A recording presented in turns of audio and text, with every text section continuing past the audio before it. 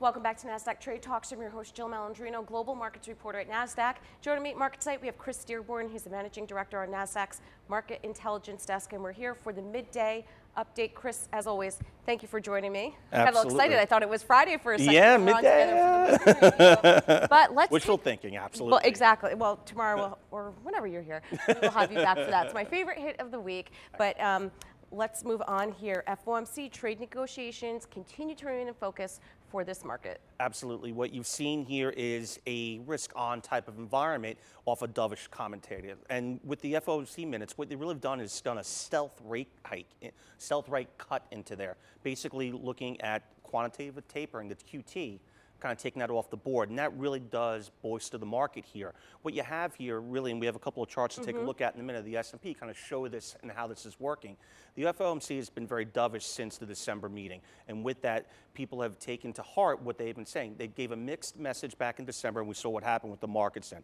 It was one of the most volatile, high volume, downdrafts that we've seen in a long time. It really destroyed what we did in February of 2018, and February and December of 2019 set those new lows right around Christmas time, especially with the S&P and all the major markets. Coming into year end, it kind of cavalcated further and further because you had year end tax selling, which kind of made that market sell off even more so. Since then, we've seen significant moves back into the market. Markets to date are up about 10%, give or take, across the entire board. And what we're seeing is higher highs continuing to make this market march higher. So what's doing that? Right. Dovish FOMC, a mixed bag of earnings, good potential outcome from the China-U.S. trade tariff talk. And what we're looking at there is the government continuing to move forward. We've got the shutdown kind of taken in place right now, and with that, we got our hopes set back onto what matters, which is the market. All right, well, let's take a technical look Yes. at the S&P 500 here, and we have a 1 year, courtesy of Bloomberg. We're over the 200-day moving average, and I know for technicians like yourself, that's a really key level for you. Absolutely. The market, you see the V bottom here, and this is the 52-week S&P 500 chart right here. And what you're looking at is that sell-off that we talked about, which is so significant in December. And you follow with the red dots down here, followed by significant higher highs, which is the green marks here. You can see the upward sloping of the 50-day moving average, which tells you that near-term indicators are turning very bullish into the market as a whole. And then it's coming above the 200-day moving average, which you pointed out is also extremely bullish. Everyone's got their eyes set here on this 2,800 level. That is, if you look back here, the target where we're going. So it's really an obvious point if you look at any of the charts, which means that everyone's looking at it.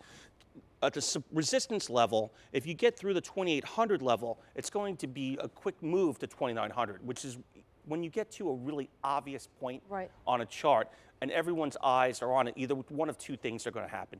It's going to fail miserably and fall back into the 2740s, right back where we were, right below the 200-day average, or it's going to accelerate extremely quickly through that level on high volume, because you're going to have shorts that are going to need to cover if that trade for them fails. All right, let's move along to the 5-year chart. Are you seeing anything in here that's confirming your thesis on a shorter term? Absolutely. So this is a 5-year weekly chart of the S&P 500. We're looking at that nice baby step momentum moving up higher and higher. And you can see the downdrafts over the different periods and how the market has reacted. And if you look at how we're moving along here, again, the 200-day is giving you significant support. We found significant support here back in December, and again, that V bottom, which is crystal clear on the chart. What we're looking for here, again, resonates on the 52-week, is that they're buying the dips, the stocks are moving higher across the board, and it's not just one sector, it's all 11 S&P sectors that are seeing this March move forward. And with that, you're having higher highs made day after day, week after week, and if that continues, the 2,800 level, if it fails, we'll move back quickly, but it won't move back so far that we're overly concerned. It'll just consolidate in that 27-ish level. However, if the draft goes higher through 2,800, look for a very near-term quick move to 2,900 and a possible retest of the 2,940 all-time highs. All right, well, let's talk about some fundamentals here. Clearly, the FOMC has telegraphed their message. It's unlikely that we'll get a major shift in policy. I mean, look at the FOMC minutes yesterday. It was a 180 from what they were talking about in December. So it's pretty safe to say 0, maybe 1 rate hikes for 2019. China-U.S. trade deal optimism. Is there too much priced into stocks? What's the next catalyst, Chris? What if the deal blows up? What if we get a rate hike? Are markets too happy here? What you're seeing here is a very boring market. In a boring market, the bulls win. What we're looking for here, if there is any type of blow up that's going to come, you're going to see a higher VIX. The VIX is trading right now at a 14 handle. In December, the VIX had averaged a 21 handle.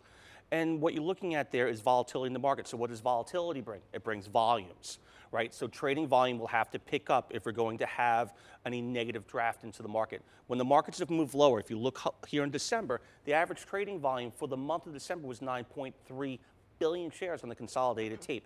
For the entire year of 2018, the average was 7.2. And if you look at Q3 of 18, leading into that sell-off in Q4, the average trading volume on a day was less than 7 billion, it was 6.8. Right now we're averaging 7.3, which is an average move, which means investors are waiting. Therefore, when money gets put to work, and money will continue to get put to work, whether it's passive invested 401ks or other items, because there's nowhere else to invest at the moment, it's going to make the markets continue to move higher on a week-over-week basis. The earnings are a mixed bag across the board, yet they're good enough with the low bar that was set for the Q3 numbers. So with that, you have companies that are doing okay. So what are they looking for? They're looking for guidance. If guidance continues to fall off here, look for the markets to stall a little bit. But without any clear resistance, and 2000 is clear resistance, if that doesn't happen, look for these markets to move higher, which means higher volumes, lower VIX, and hopefully less political rhetoric that could stall this market from making all-time highs. I mean, you're absolutely right. The S&P is only down 3 days in February. And what's that old adage, never short a dull market? Right. So, momentum is your friend, and the momentum is bullish right now. Right, well, you know what? Anything could change on the overnight. Absolutely. So we'll check in with you tomorrow and see how we end up for the week. Thank you, as always, for joining me at MarketSite. And thank you for joining me throughout the day. I'm Jill Malandrino, Global Markets Reporter at Nasdaq.